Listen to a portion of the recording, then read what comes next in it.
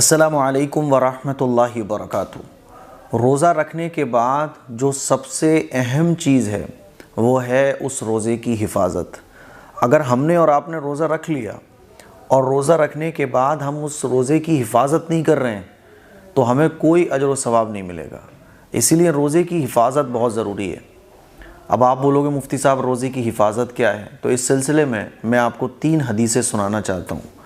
یہ 3 حدیثیں سننے کے بعد انشاءاللہ آپ کو سمجھ آ جائے گا کہ روزے کی حفاظت کیا ہے۔ نبی کریم صلی اللہ علیہ وسلم نے ارشاد فرمایا، روزہ ڈھال ہے۔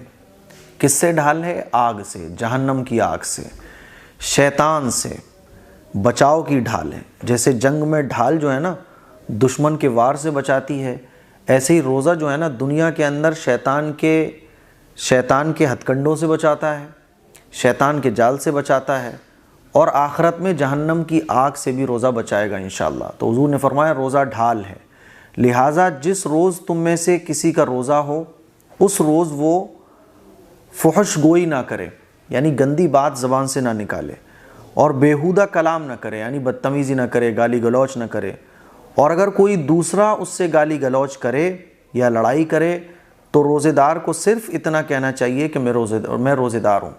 تو اللہ کے نبی نے روزے دار کو کیا نصیحت کی کہ دیکھو جب روزے سے ہو تم تو ویسے بھی روزے سے آپ نہیں بھی ہو تب بھی آپ کو گالی گلوچ، بدتمیزی، بیہودگی والی باتیں نہیں کرنا چاہیے، لیکن روزے کی حالت میں خاص اس طرف ہمیں توجہ دینا چاہیے کہ روزے کی حالت میں میری زبان سے کچھ غلط نہ نکلے، میں کچھ بدتمیزی نہ کر بیٹھوں، میری زبان سے کوئی گالی نہ نکل جائے۔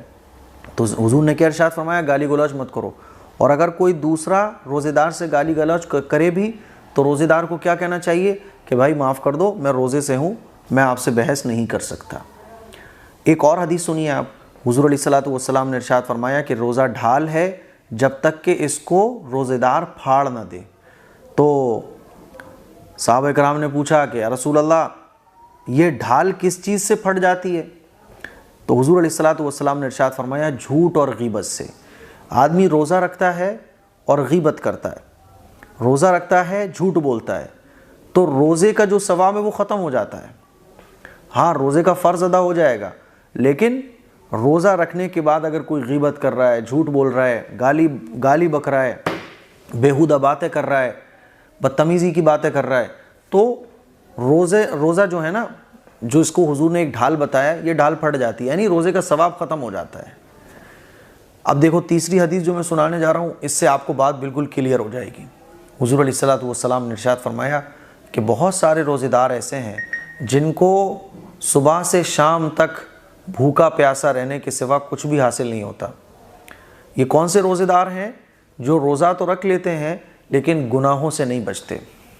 تو پتہ یہ چلا خلاصہ اب تینوں حدیثوں کا کہ روزہ رکھنے کے بعد روزے کی جو حفاظت ہے یہ بہت اہم ہے، اور روزے کی حفاظت کیا ہے؟ گناہوں سے حفاظت، جیسے کہ حضور نے فرمایا غیبت سے، جھوٹ سے۔ پہلی حدیث جو میں نے سنائی تھی اس میں بدتمیزی سے، بد کلامی سے، گالی گلوچ سے۔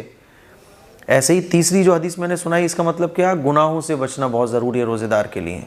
ایک آدمی نے روزہ رکھا اور روزہ رکھنے کے بعد وہ گناہوں سے نہیں بچ رہا ہے، جھوٹ بول رہا ہے، غیبت کر رہا ہے، حرام کام کر رہا ہے، گناہ کبیرہ کر رہا ہے، تو روزے کا ثواب ختم ہو جاتا ہے۔